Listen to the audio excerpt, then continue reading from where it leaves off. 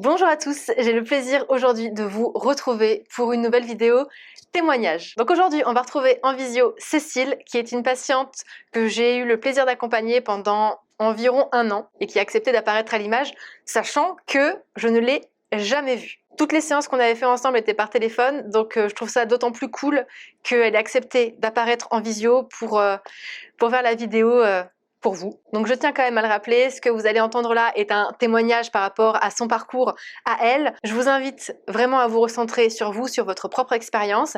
Sachez que chaque expérience peut être différente, même s'il y a des similitudes. Chaque patient va avoir son propre passé, son propre parcours dans la prise en charge. Et bien entendu, je le répète tout de même, je vous invite à faire preuve de bienveillance envers la vidéo que vous allez regarder. Donc c'est parti.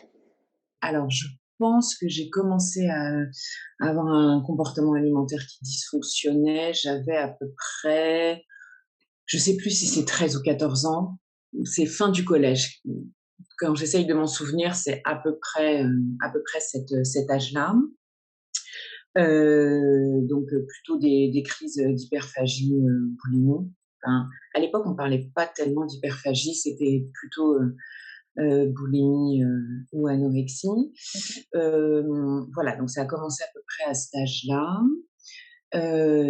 Ça m'a accompagnée, toute ma vie. Et la première fois que j'ai été prise en charge, enfin j'ai fait la démarche d'être prise en charge, j'avais 37 ans. Donc en fait, pendant très, très longtemps, j'étais consciente que j'avais un comportement et un rapport à la nourriture qui n'était pas du tout normal. J'ai eu beaucoup de variations de poids, mais j'arrivais pas du tout à faire la démarche d'être accompagnée et donc la première fois, effectivement, j'ai fait la démarche et j'ai consulté une, psychologue, diététicienne D'accord. qui m'a beaucoup aidée effectivement à vraiment comprendre ce phénomène, de crise, leur origine, et à déconstruire, du coup tout ce schéma qui s'était complètement mis en place et avec lequel je vivais depuis toujours. Donc ça, c'est un suivi qui a duré à peu près 2 ans. Ça allait beaucoup mieux. Mais finalement, je me suis rendu compte qu'il restait cette espèce de, restriction cognitive. C'est-à-dire que, même si les crises, il y en avait quasiment plus, je fonctionnais quand même que, en tous les cas, uniquement dans ma tête, en, aliments autorisés, aliments interdits et finalement, ce que je mangeais, la liste était très réduite. C'était très, très, très peu diversifié et j'avais encore, toutes ces pensées, faut ça c'est pas bien ça de manger ça, ça tu peux par contre, alors attends si tu manges ça, ensuite faudrait que tu manges ça. Donc j'avais encore tout ça qui m'occupait et petit à petit, je me suis rendu compte que ça c'était à nouveau, c'était quand même déjà c'était extrêmement gênant pour moi et puis que c'était pas une relation saine encore à la nourriture. Les chips, les viennoiseries, ça a toujours été des trucs complètement diabolisés. C'était plus les aliments que les quantités. Je crois que ça Mmh. vous arrivait régulièrement d'avoir la sensation physique d'avoir trop mangé, de sortir des repas Oui. un peu ballonnés. Ouais, ça a été vraiment un travail assez long. Je suis encore parfois à tâtons, mais ça s'améliore, nettement, sur effectivement, très enfin, j'arrivais pas du tout à gé enfin, pas tout le temps évidemment sur tous les repas de la semaine, mais il y avait quand même de nombreux soirs où je me rendais compte qu'effectivement, j'avais cette sensation d'avoir trop mangé et du coup de finir mon repas en étant extrêmement inconfortable, le temps que vraiment la digestion se mette en place et de retrouver un peu plus de confort vraiment au niveau du ventre en fait. Et ça m'arrivait énormément de fois en fait, de pas bien gérer ma notion, enfin ma sensation de faim, ce que je mange et du coup le rassasiement apporté et qui du coup, enfin j'allais largement au-delà du rassasiement et avec tout l'inconfort que ça apporte derrière, voire même parfois encore un peu de culpabilité quoi, en me disant mais là tu vois bien que tu manges trop, c'est pas confort, pourquoi tu t'es resservi alors qu'en fait tu avais plus faim? Enfin voilà, toutes ces questions qui accompagnaient le repas, ouais. J'ai entendu donc que vous aviez vu donc une autre diététicienne psychologue avant, mais Mmh. entre cette prise en charge-là et la prise en charge que vous avez eue avec moi, est-ce que vous aviez mis d'autres choses en place avant de venir me voir, par exemple? Entre les 2, j'avais vu, une thérapeute qui travaillait beaucoup plus sur le corps et l'acceptation aussi de mon corps, parce que finalement, toutes ces années, donc on va dire de 13-14 ans à 37 ans, ça a été aussi du coup, une négation complète du corps. Enfin, une façon finalement, de le alors soit de le nier complètement, soit de le détester, voire de le haïr.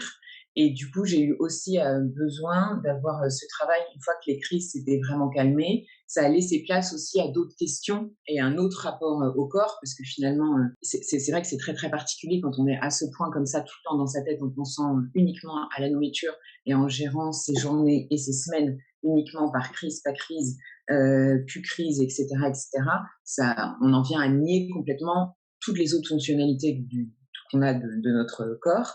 Et donc, entre les 2, effectivement, j'avais eu, du coup un suivi, plus axé, ouais, sur, le corps et l'acceptation du corps et cetera. Et vous pensez que ça vous a aidé le fait de travailler justement sur le rapport au corps avant la prise en charge pour pouvoir avancer plus sereinement Alors oui, je pense que ça a aidé, sur aussi une autre idée qui est, très, très, qui était très présente, sur le fait qu'effectivement, à un moment, réussir aussi à accepter, son corps tel qu'il est et non plus s'illusionner sur une perte de poids, illusoire. C'est le cas de le dire. Et d'avoir effectivement, d'accepter, un corps fonctionnel, d'accepter effectivement les différents standards qui peuvent exister, qui justement ne s enfin, qu'il n'y a pas de standard, mais qu'il y a, plutôt de la diversité.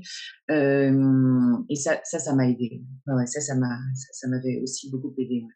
et qu'est-ce qui vous a décidé à entamer une nouvelle prise en charge? Alors ça a été pendant le confinement 1, on va dire, le confinement de mars 2020.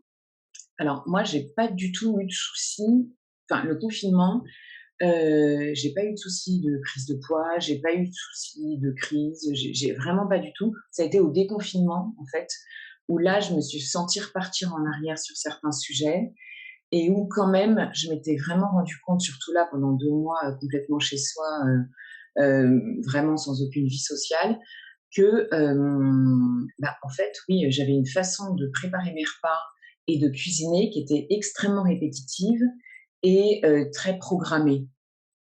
Et que ça quand même, bah, déjà ça m'ennuyait, enfin, c'est-à-dire que je me lassais moi-même de ce que je pouvais cuisiner et qu'au final, toutes ces questions qui restaient dans ma tête étaient pas du tout, déjà prenaient beaucoup trop de place, et étaient pas «normales» entre guillemets. Et je ne sais comment je suis tombée sur vos vidéos. Alors par contre, bah, ça doit être, la magie de l'algorithme YouTube, hein, parce que, et donc en fait, voilà, et du coup en regardant, plusieurs de vos vidéos, je me suis dit que vous aviez une approche qui était, effectivement, très intéressante et que voilà, ça m'a donné envie en fait d'entamer un suivi avec vous. Et est-ce que vous avez eu des peurs avant de vous lancer dans le suivi? Si c'est le cas, qu'est-ce que c'était comme style de peur? C'était plutôt un peu des craintes, que ça aille, remuer certaines choses ou qu'il y ait des passages un peu compliqués, voilà. Mais non, j'ai pas du tout eu peur. Non, ça, du tout. C'était plutôt effectivement, ouais, de me dire: «Bah, il y aura peut-être quelques étapes qui vont, être un peu, qui vont chambouler certaines choses, qui vont vraiment remettre en cause certaines, certitudes». Toute la relation à la nourriture, de toute façon, ça révèle aussi énormément de choses, quoi, qui peut y avoir derrière. Et du coup, parfois, bah, je me souviens, il y a eu certaines séances, on en avait discuté où effectivement, est-ce que vraiment j'avais envie d'aller, à nouveau gratter sur certains sujets? Voilà, c'était plutôt ça, c'est de me dire: «Est-ce que je vais pas être inconfort parfois sur certaines», mais j'ai pas du tout eu peur, non. Qu'est-ce qui vous a fait aller au-delà éventuellement ces, heu, ces petites appréhensions-là de devoir aller gratter Bah, déjà de voir, les progrès que j'avais faits depuis cette première prise en charge et aussi de me dire que c'était, quasiment toute ma vie qui a été, compliquée, je veux dire de 13 à 37 Aujourd'hui, j'ai 42, ça fait quand même une énorme enfin, c'est énorme comme temps occupé à gérer, cette relation très compliquée à la nourriture et de me dire que, bah, finalement, j'aimerais vraiment, pour tout le reste de ma vie, que ce soit plus un sujet, en fait. Que Mmh. ça y est, je sois complètement libérée, de tout ce questionnement, de toutes ces habitudes. Parfois, j'avais l'impression d'être enchaînée, en fait, d'avoir une espèce de poids, poids virtuel, mais d'avoir vraiment un poids et donc c'est ça qui m'a motivée, en fait. C'est de me dire: «Bon, est-ce que là, vraiment, ça peut être l'occasion pour moi de me dire: ça y est, je tourne vraiment cette page et maintenant j'avance sans toutes ces chaînes, à mes pieds». Et quel a été le plus dur pendant votre parcours? Toute cette façon de gérer un peu le rassasiement, parce que ça, il y a eu beaucoup de enfin, c'est quelque chose qui m'a pris beaucoup de temps, en fait, de réussir à comprendre, ma faim, ce dont mon corps avait besoin, du coup, ce que je dois manger, me sentir bien ensuite, mais avoir suffisamment mangé aussi pour, ne pas déjà avoir faim 2 heures après. Enfin, ça m'a pris pas mal de temps d'équilibrer tout ça. Passer le cap aussi de, manger, complètement librement et de d'ouvrir le panel à tous les aliments qui existent et en même temps ça très clairement enfin ça je vous faisais confiance en fait. Quand, effectivement, vous me disiez on peut avoir, des paquets de biscuits, des glaces, des apéros, enfin tous ces de la charcuterie, enfin tous ces espèces d'aliments, interdits, chez soi et que c'est pas pour ça que du coup, hem on allait craquer et que enfin, en tous les cas, en ce qui me concerne, j'allais retourner en arrière. C'est vrai qu'au début, j'étais assez sceptique et en même temps, je me suis dit que justement, si je m'adressais à vous, c'était aussi pour vous faire confiance sur, la méthode. Enfin, je trouve qu'au début, c'est un peu ça, c'est une méthode avec des exercices et effectivement, oui, ça a été complètement le cas, ouais. En général, il y a plusieurs facteurs qui peuvent faire que, ce genre de prise alimentaire va éventuellement partir en sucette. C'est pour ça que, quand on est hors cadre de prise en Mmh. charge et qu'on se lance dans le fait de s'autoriser tous les aliments, c'est pour ça que des fois, ça peut faire peur parce qu'on est dans des phases de Oui. compensation non maîtrisées, non encadrées, ce qui fait que, bah, il y a rien pour freiner ces Mmh. compensations-là, parce qu'on compense en fait sur tout ce qu'on vient de se réautoriser. Alors que dans la prise en charge, c'est un peu plus encadré. On fait ça progressivement pour justement éviter un maximum ces grosses phases de compensation. Même si moi j'ai commencé par celle-là et si au début je faisais ça avec mes patients quand j'ai commencé ce genre de prise en charge. Mais c'est vrai Mmh. que plus le temps est passé et plus l'expérience m'a aussi montré que c'est important déjà dans un premier temps de bien avoir mis en place aussi le travail sur tout ce qui va être faim, satiété, rassasiement pour Mmh. pouvoir plus facilement appréhender ce type d'exercice-là et d'apprendre à le faire progressivement. Ouais, non, tout à fait et en fait, ça s'est très bien passé. Qu'est-ce qui vous a le plus agréablement surpris? Moi, normalement, je déjeune toujours le matin. Et je me suis toujours dit: «Je suis incapable de commencer ma journée si j'ai pas déjeuné» et il y a un des exercices qui consiste à se lever et à attendre, bah, voilà, le temps que notre corps, tient, avant la première prise alimentaire et un peu s'observer et cetera et alors ça, j'étais extrêmement surprise de voir qu'en fait, je peux tout à fait commencer ma journée, sans avoir mangé et qu'en fait, ça se passe bien et du coup de prendre un petit truc un peu plus tard. Donc ça a été une vraie surprise. Celui sur le body scan, de effectivement beaucoup plus conscientiser comment je me sens, là, comment là je suis assise, comment là je suis debout, est-ce que ça va, est-ce que ça va pas, est-ce qu'il y a quelque chose qui me chagrine, et cetera. Ça, c'est quelque chose effectivement qui, bah, ça va aussi un peu avec, le fait de se réconcilier avec son corps. C'est que non, je ne suis pas qu'un esprit ou un cerveau, je suis entière et donc ça consiste effectivement il y a aussi quelque chose là.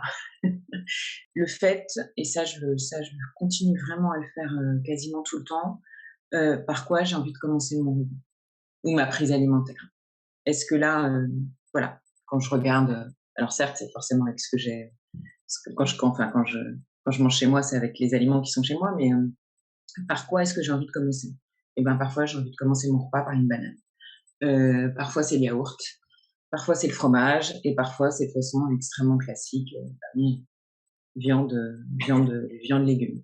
Et ça, je trouve que comme déconstruction effectivement de tous les schémas un peu plus sociaux, on peut dire, liés à l'alimentation, ça m'amuse beaucoup, en fait. D'une façon générale, je trouve que c'est, une méthode qui apporte énormément de liberté par rapport aux aliments.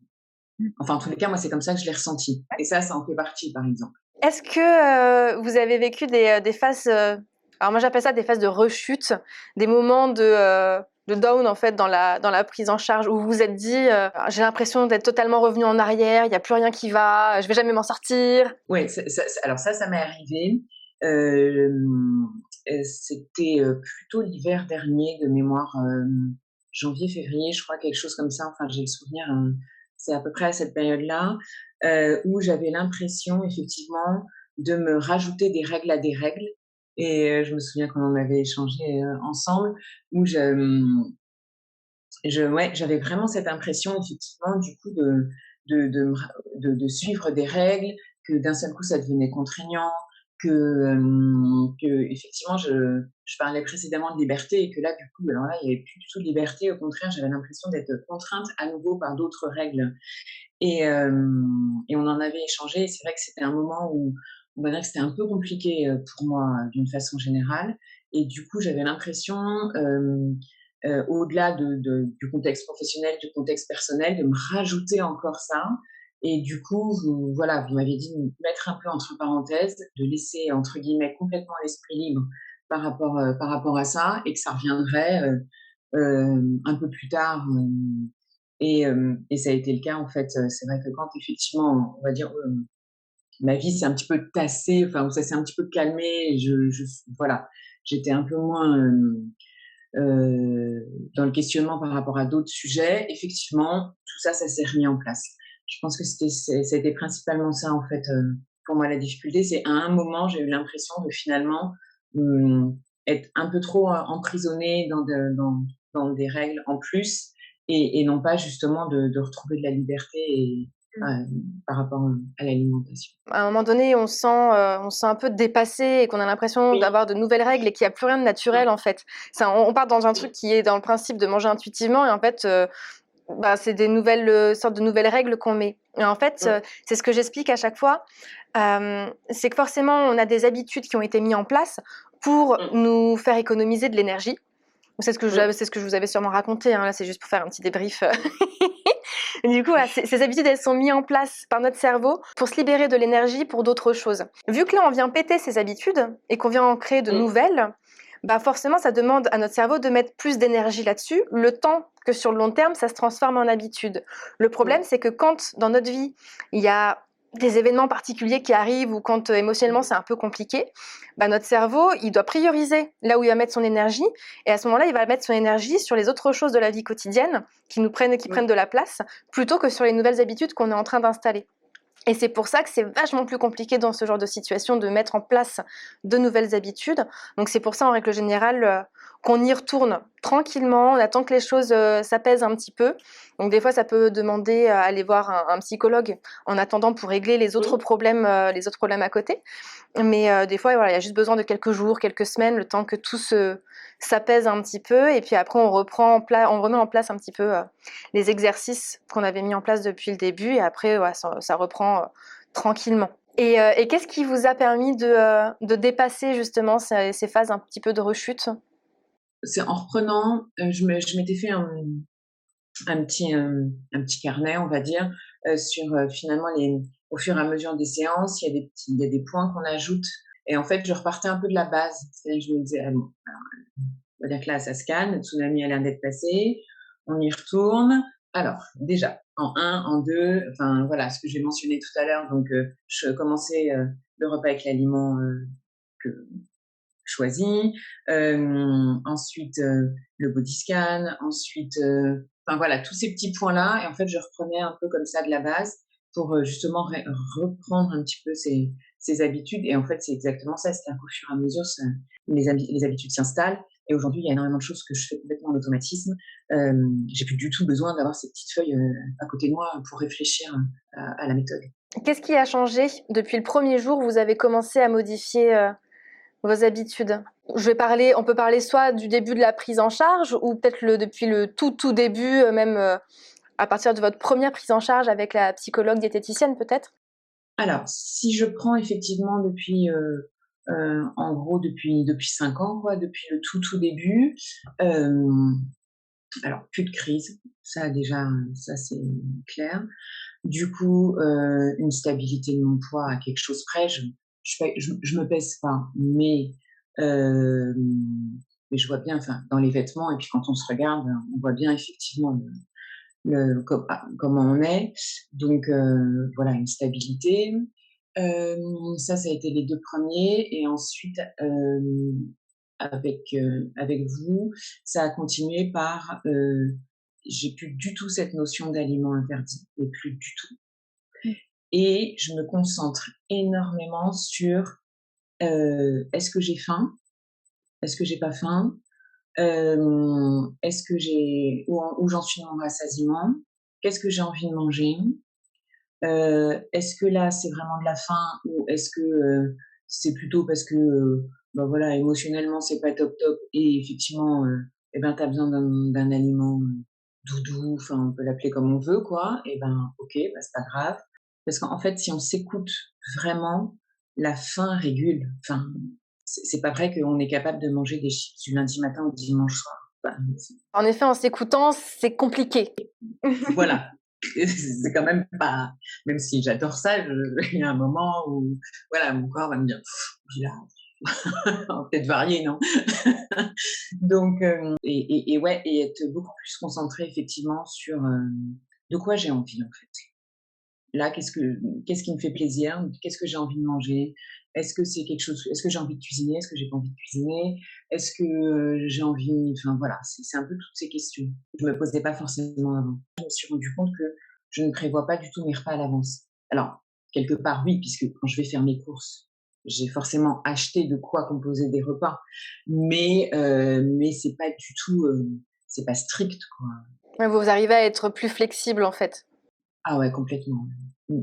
Plus du tout d'aliments interdits autorisés, une beaucoup plus grande écoute de: «Est-ce que j'ai faim? Est-ce que je suis rassasiée?»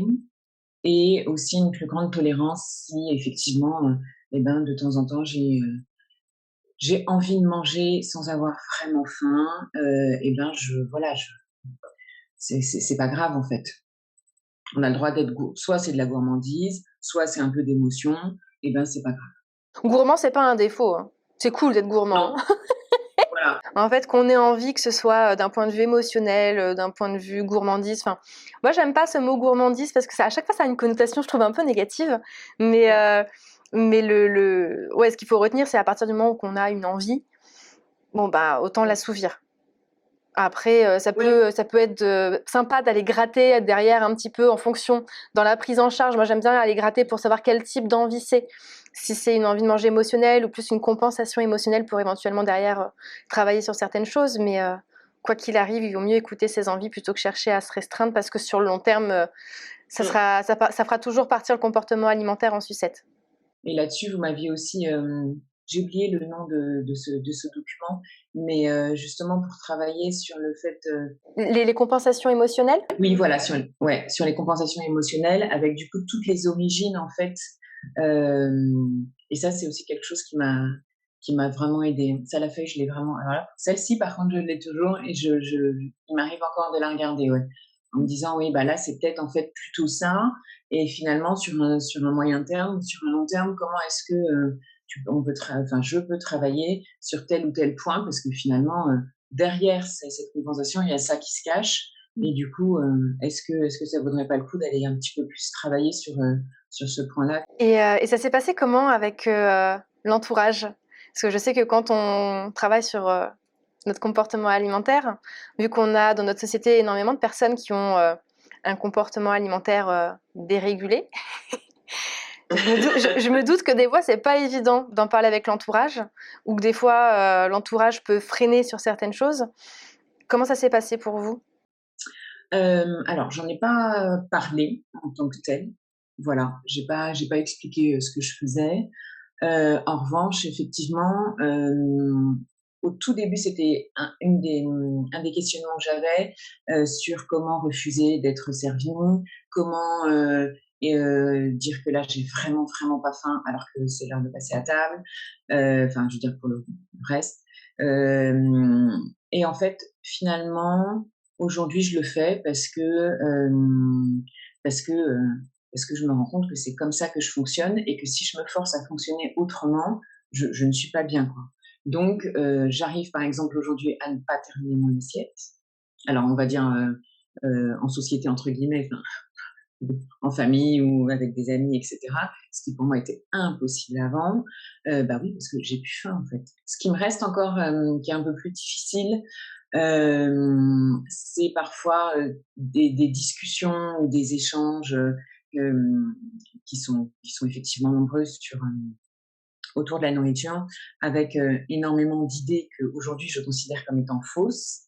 Et c'est vrai que je suis pas toujours, que tel un chevalier en train d'aller, convaincre, par tout un tas d'arguments, que tout ça est complètement faux et mmh et c'est vrai que parfois toutes les réflexions qu'on peut entendre: «Je devrais pas prendre un dessert mais j'ai envie», enfin, ouais, toutes ces phrases-là que moi je ne pense plus du tout aujourd'hui, mais c'est vrai que je suis pas non plus, dans une démarche d'aller, expliquer à la personne qui prononce cette phrase que non, en fait, elle ne devrait pas dire ça parce que nin, nin, nin, nin. Mais c'est vrai qu'aujourd'hui, je me rends compte à quel point, en revanche, c'est extrêmement présent. Et si vous deviez me parler d'une chose qui vous a que vous avez particulièrement aimée dans l'accompagnement, ce serait quoi? Alors, je crois que ce serait vraiment votre bienveillance. D'accord.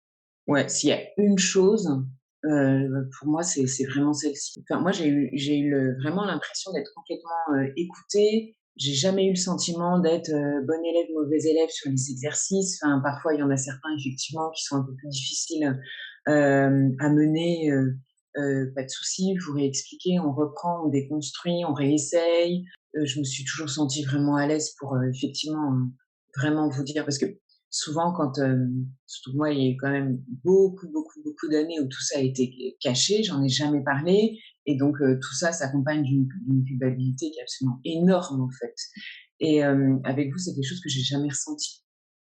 Je me suis toujours sentie à l'aise, effectivement, donc ouais, je crois que ce serait s'il y a une chose dans le parcours, ce serait votre bienveillance. Si la vous d'aujourd'hui aviez la possibilité de donner un conseil à la vous d'avant, qu'est-ce que vous lui diriez? Mmh. Je pense que ce serait, vraiment la seule chose, ça aurait été d'entamer une démarche d'aide, enfin, de me faire aider beaucoup, beaucoup, beaucoup plus tôt. Autour de 25 ans, là, j'avais pris énormément de poids et j'avais commencé à vouloir essayer de me faire aider. Bon, on n'avait pas, Instagram n'existait pas. J'avais eu quand même l'impression de ne pas trouver aussi facilement des professionnels de santé qui pouvaient m'aider. Je savais très bien que la clé, c'était pas une pure diététicienne parce que composer un repas dit équilibré, j'en étais tout à fait capable, mais je savais déjà que la clé, elle était pas là, et qu'effectivement, j'avais pas trouvé de solution et du coup, j'ai laissé les années passer. Si je pouvais effectivement rembobiner, ça aurait été ça. Ça aurait été de effectivement me faire aider beaucoup plus tôt, pour, résoudre plus tôt dans ma vie, en fait, tout ce rapport très, très compliqué à l'alimentation, quoi. Parce que c'est vrai que de 13 à 37 ans, ça fait quand même enfin, c'est énorme, quoi. Enfin, j'ai l'impression par moment toute ma vie a été comme ça, quoi.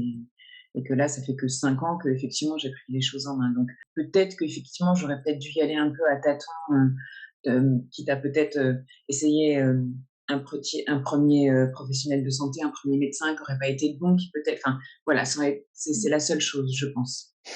Eh bien, écoutez, je vous remercie beaucoup pour la participation Je vous à en cette prie. vidéo. C'est super cool pour les personnes qui vont du coup la regarder. Mmh. Je sais que les vidéos témoignages étaient beaucoup demandées et depuis que je commence à en sortir, j'ai beaucoup de bons retours de patients que ça a beaucoup aidé et de personnes Mmh. aussi que ça a beaucoup aidé dans la démarche de prise de rendez-vous.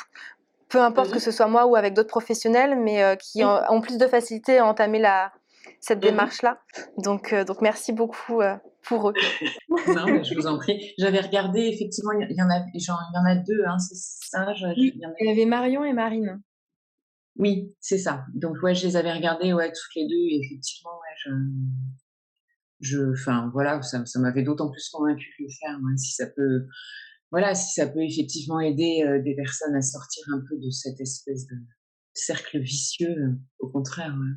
Donc voilà pour cette vidéo témoignage, j'espère que ça vous aura plu. Et puis normalement quand cette vidéo témoignage sortira, nous serons normalement, je crois bien ça sera Noël. Est-ce que ce sera Noël ou est-ce que ce sera le réveillon du jour de l'an? Le jour de l'an? Attendez, je regarde. Ben non, c'est pas possible, on sera pas le 1er janvier. Parce que c'est le dernier week-end de... Oh punaise! Ça sera Noël! Donc vu que je viens d'apercevoir que cette vidéo va tomber à Noël, je vous souhaite un très bon Noël. J'espère que vous avez été gâtés, que vous avez pu manger sereinement, avec plaisir. Et puis je vous dis... Est-ce que je la fais ou pas la petite blague? À l'année prochaine!